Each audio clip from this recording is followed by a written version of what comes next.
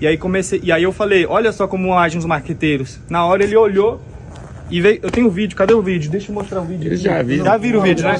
Pegou e foi com toda a força em mim, enfiou a mão dentro da minha camisa, jogou pra baixo, ó. Dá pra ver, o meu peito tá todo vermelho. Jogou pra baixo o celular. E aí, naquele momento, eu só me defendi. Instintivamente, foi aquilo que aconteceu.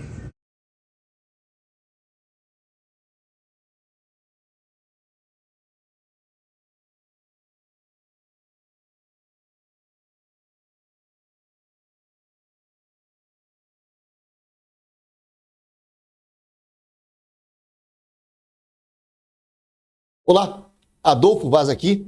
Sejam muito bem-vindos ao nosso canal de Direito.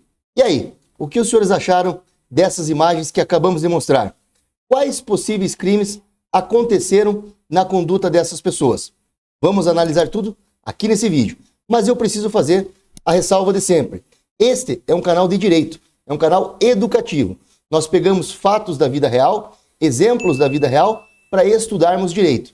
Não estamos fazendo uma análise aqui definitiva sobre essas condutas. Isto somente poderá ocorrer no bojo do inquérito ou de eventual ação penal que apure essas condutas. Então, existe um delegado, existe um Ministério Público e existe um juiz natural competentes que vão analisar essas condutas. Nós vamos pegar essas imagens isoladas, analisar essas imagens isoladas e entendermos aqui, à luz do direito, quais possíveis crimes poderiam ter acontecido. Então, é uma análise meramente educativa, não é uma resposta terminativa sobre de fato o que as pessoas vão ou não vão responder. Uma imagem é um elemento de prova isolado. Além da imagem, outras pessoas vão ser ouvidas, testemunhas, outras provas serão analisadas, possivelmente outros vídeos, mas tudo isso vai acontecer dentro da investigação competente e somente quem tiver acesso à íntegra desses autos é que pode dar uma opinião definitiva. Nós temos a intenção apenas educativa, de aprendermos. E aí, hoje nós vamos abordar aqui no nosso vídeo 2 possíveis crimes. Eu já, na sequência, vou contar para os senhores. Mas antes que eu entre nesse mérito, eu quero pedir encarecidamente também aquela ajuda de sempre. Para vocês que têm acompanhado aqui os nossos vídeos, se ainda não são inscritos no canal, eu peço, por favor, se inscrevam, que aí nós conseguimos manter esse trabalho e analisarmos ainda mais situações aí da vida real. Se gostarem do nosso vídeo, ao final, deem o like, curtam o vídeo, ativem o sino de notificações para receberem as mensagens de quando publicarmos novos vídeos aqui.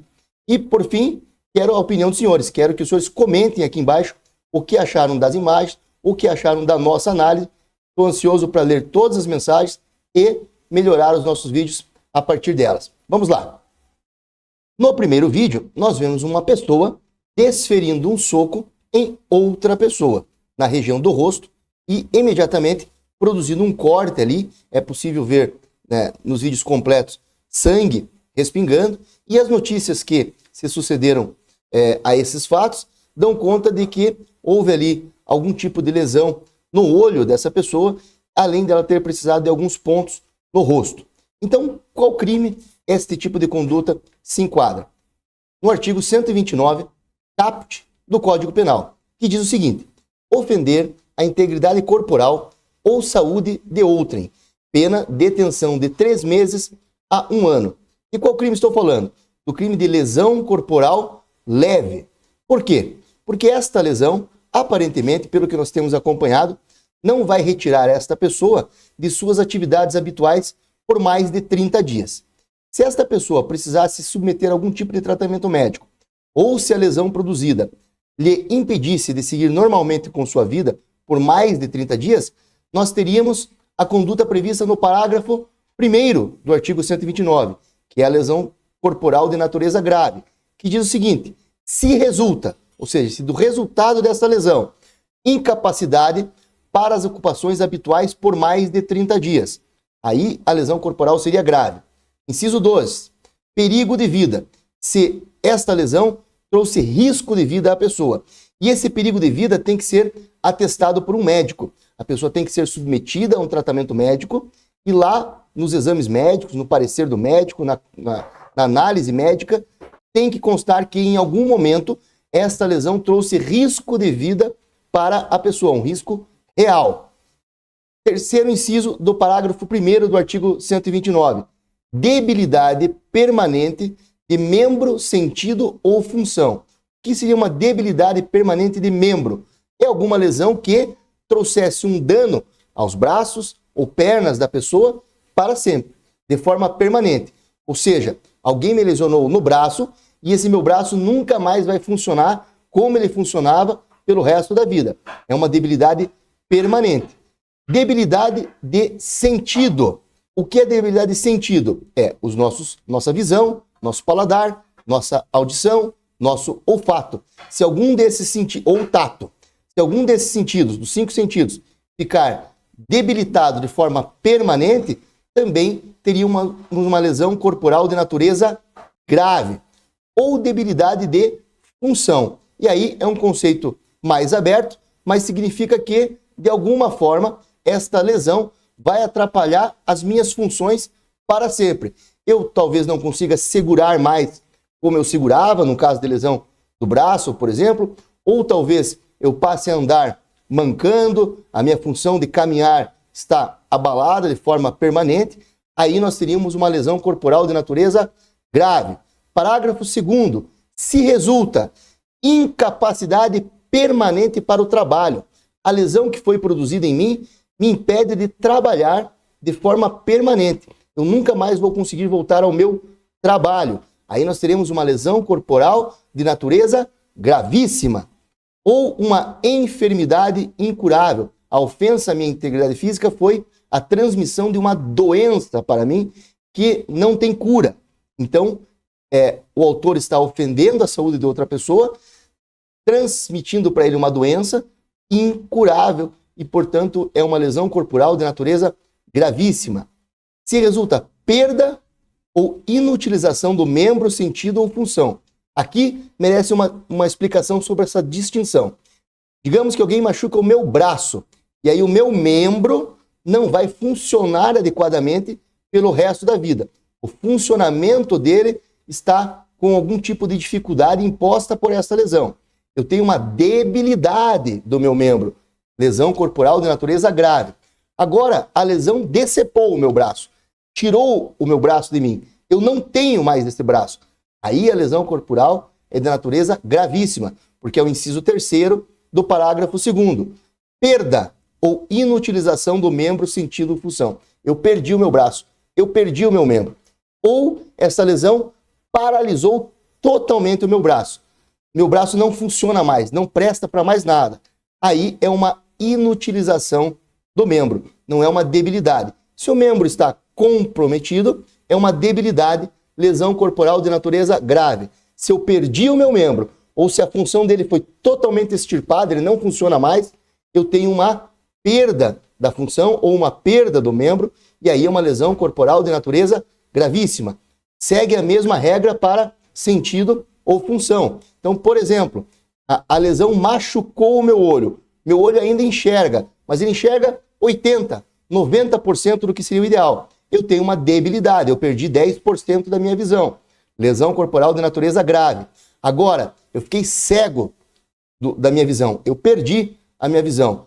A lesão machucou os meus 2 olhos e eu não enxergo mais, eu fiquei cego. Aí eu tive perda do meu sentido visão, eu não enxergo mais. Lesão corporal de natureza gravíssima. Então, vamos recapitular rapidinho aqui. Se da lesão não tem nenhuma consequência maior, a pessoa se machucou, mas ela continua a vida dela normalmente, ela não correu risco de vida e não teve nenhuma debilidade em membro, sentido ou função, lesão corporal de natureza leve. Se da lesão resultou alguma debilidade em membro, sentido ou função, ou eu fiquei mais de 30 dias sem poder voltar às minhas atividades habituais, ou se essa lesão gerou em algum momento risco de vida à minha pessoa, lesão corporal de natureza grave. Ou se eu nunca mais pude voltar a trabalhar, fiquei incapacitado para o trabalho, ou se eu adquiri uma doença incurável, ou se eu perdi o meu membro, ou alguns dos meus sentidos, ou se o meu membro ou alguns dos meus sentidos ficaram inutilizados para sempre, lesão corporal de natureza gravíssima. Tem-se ainda a lesão corporal praticada contra mulheres grávidas. Esta modalidade exige que o sujeito passivo seja uma mulher grávida. Se a lesão ocasionar a aceleração do parto da criança, estaremos diante de uma lesão corporal de natureza grave. Quer-se dizer, a criança estava prevista para que nascesse em determinado mês. Aí, pratica-se uma lesão corporal contra esta mulher grávida. E este nascimento é adiantado. A criança nasce prematura. Estamos diante da lesão corporal grave prevista no inciso 4º do parágrafo 1º, que diz o seguinte: aceleração de parto. Então é uma situação simples.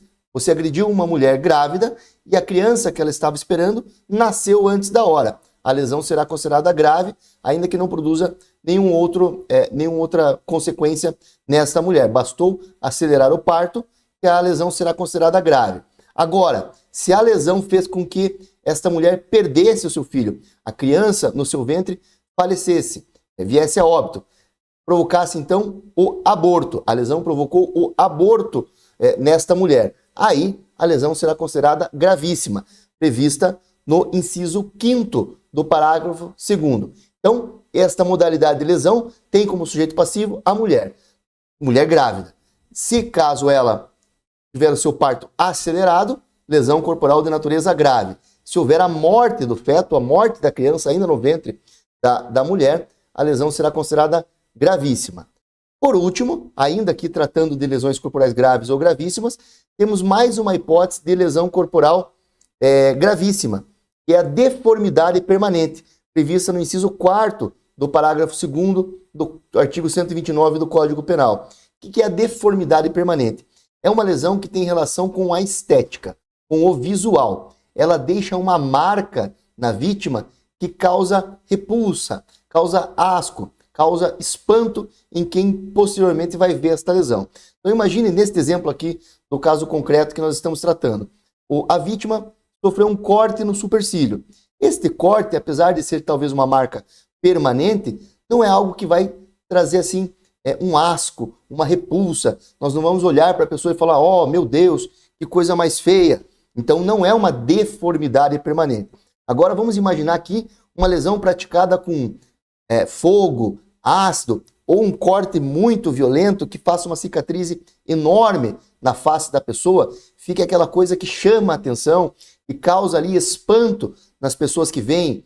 Aí nós teremos uma deformidade permanente e a lesão vai ser considerada gravíssima, ainda que não haja nenhuma perda de função, membro ou sentido. A pessoa vai continuar normal, o corpo dela funciona normalmente, apenas o corpo dela vai trazer uma marca muito grave, uma cicatriz muito feia, algo que causa espanto nas demais pessoas. E esta situação vai acompanhar a pessoa pelo resto da sua vida. Estaremos diante de uma lesão corporal gravíssima, baseada na deformidade permanente, inciso 4º do parágrafo 2º do artigo 129 do Código Penal.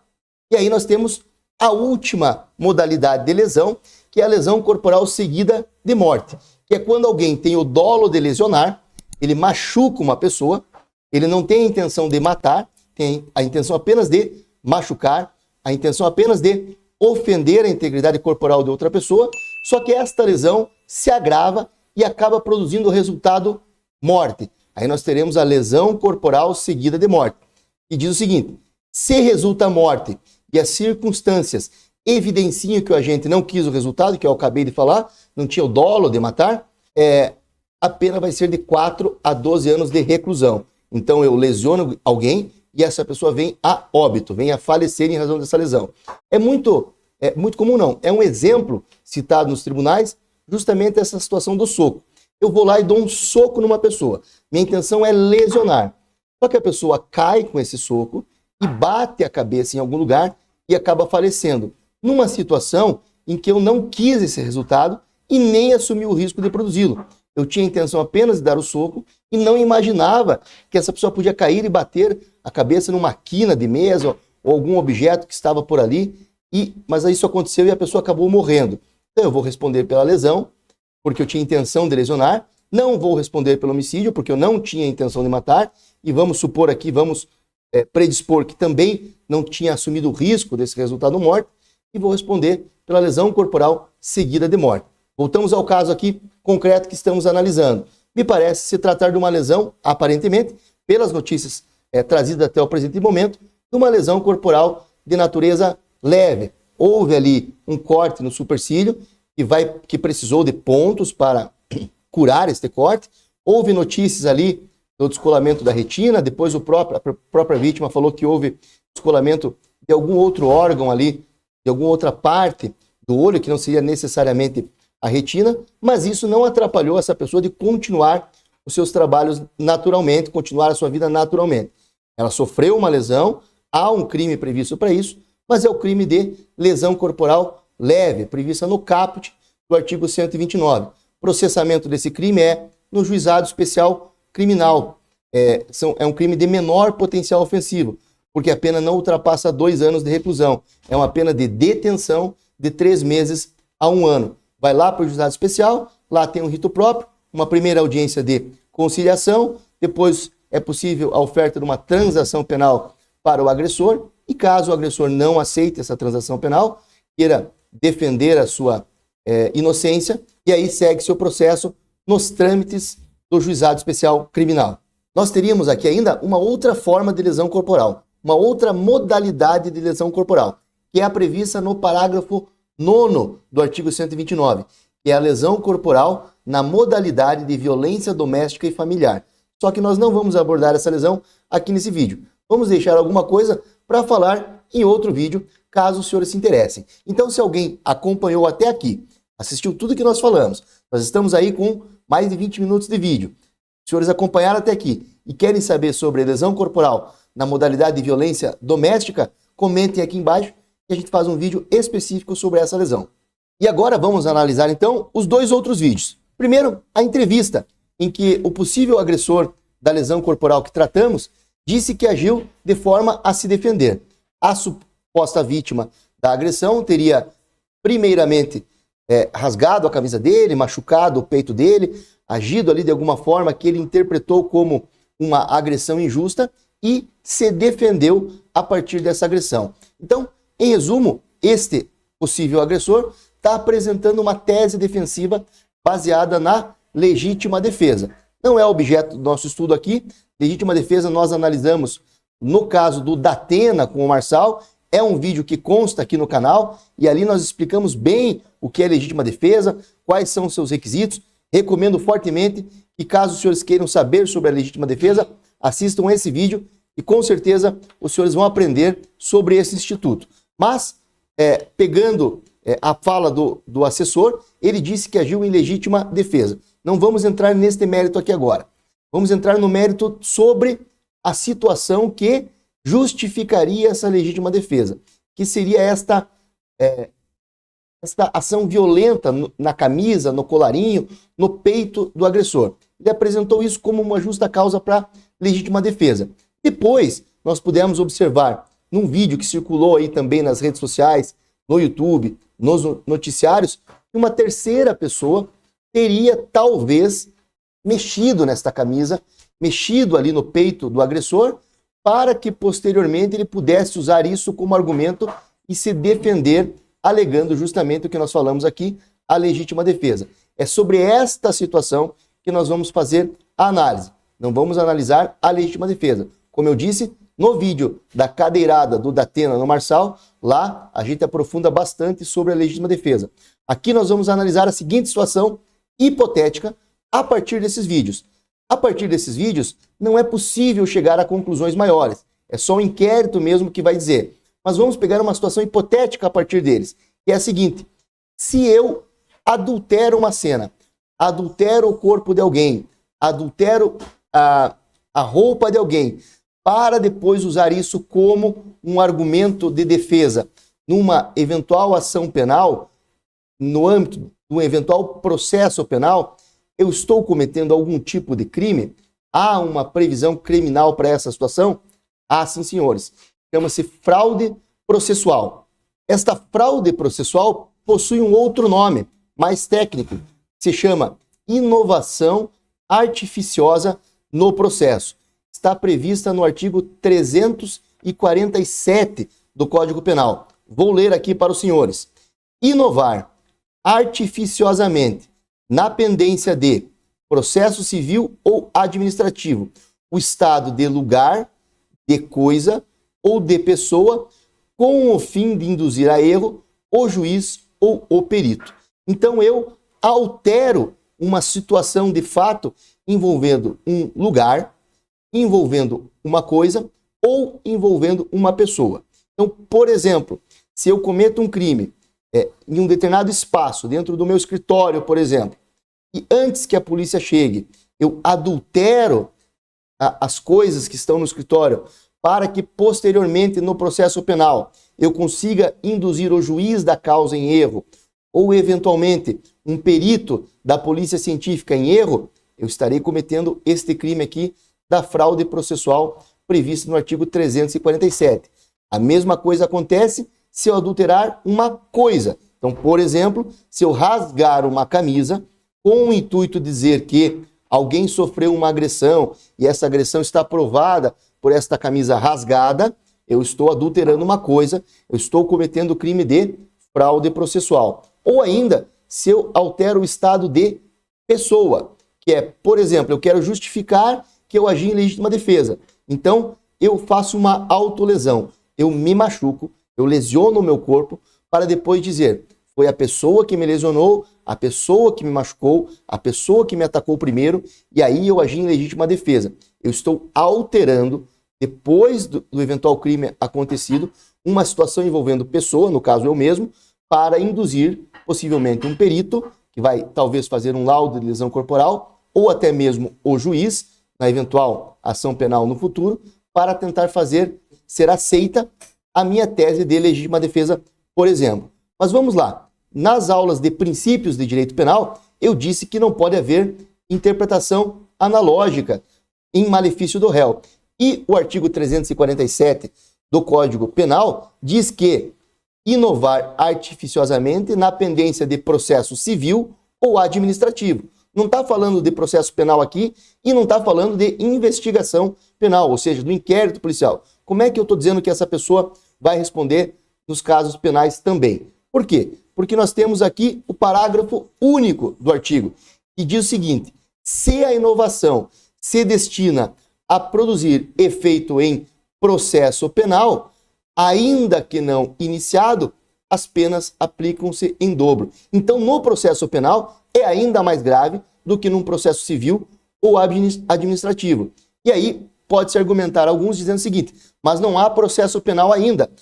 Se trata de uma investigação policial. São fatos que ainda não foram submetidos à investigação e sequer, portanto, submetidos a uma ação penal. Não há processo penal. Mas a lei aqui é muito clara e diz, no processo penal, ainda que não iniciado. Ou seja, se essa situação posteriormente for usada num processo penal que ainda vai ser instaurado no futuro, eu ainda cometo esse crime aqui da fraude processual. Então, de forma prática aqui, para entendermos, se eu adulterar alguma coisa, eu sei que vai sofrer uma investigação policial e que possivelmente vai haver um processo penal, eu estarei cometendo o delito de fraude processual. Eu vou estar tentando induzir em erro o perito desse futuro processo penal ou o juiz deste futuro processo penal. Se eu adultero a minha camisa, adultero o meu corpo para induzir alguém de que eu agi em legítima defesa, eu cometo o crime de fraude processual. Então, pensamos na seguinte situação. Eu agrido uma pessoa. Quando eu sei que essa pessoa vai realizar um boletim de ocorrência e eu vou passar a partir dali ser investigado por esse meu ato. Antes que eu vá na delegacia, antes que eu vá responder aos chamados da investigação, eu adultero alguma coisa. Adultero seja o meu corpo, ou adultero a minha camisa, para induzir em erro já todas as pessoas que vão lá investigar esses fatos. Eu vou estar cometendo o crime de fraude processual, artigo 347 do Código Penal. Bom, isso é o que nós tínhamos para hoje. Aprendemos sobre lesão corporal e sobre fraude processual. É óbvio que não esgotamos o tema da lesão corporal. Muitas outras coisas ainda poderiam ser ditas. Mas a ideia aqui é passar uma noção básica, introdutória sobre o tema, para que os senhores aprendam o básico e a partir daí se aprofundem em seus estudos. Repito que utilizamos esses exemplos da vida real apenas de forma lúdica, para que pudéssemos enfrentar a doutrina tendo ali a visualização de um caso real. Mas é óbvio, e aí falo mais uma vez o que já disse por 2 vezes nesse vídeo, que uma análise terminativa realmente do que aconteceu, apenas as pessoas responsáveis pela investigação, pelo inquérito policial, o juiz, o delegado e o promotor do caso é que vão poder falar. Aqui a nossa ideia, nosso canal é educativo, é aprender direito, pegando exemplos da vida real como uma forma de fixação do conteúdo. Eu passo a doutrina a respeito do tema e os senhores conseguem visualizar de alguma maneira olhando essa situação do caso real. É o famoso exemplo. Toma-se essa situação como exemplo e aí estudamos o direito. Mas não é uma análise terminativa e somente quem tiver acesso integral ao inquérito e às investigações é que pode falar. No mais, agradeço a todos que me acompanharam até aqui. Se gostaram do vídeo, eu peço encarecidamente que curtam, que deem o like, que se inscrevam no canal se não forem inscritos, que ativem o sino de notificações e principalmente coloquem a opinião dos senhores aqui embaixo. Façam comentários. A partir dos comentários, a gente consegue entender se o que nós estamos fazendo aqui está legal ou não, se precisamos mudar alguma coisa e também a partir dos comentários temos ideias para novos vídeos, né? Se nós temos comentários num determinado sentido, a gente sabe que pode fazer um vídeo naquele sentido e muitas pessoas vão se interessar. Então é importantíssimo que os senhores comentem aqui. Muito obrigado, espero ver os senhores no próximo vídeo e bons estudos a todos.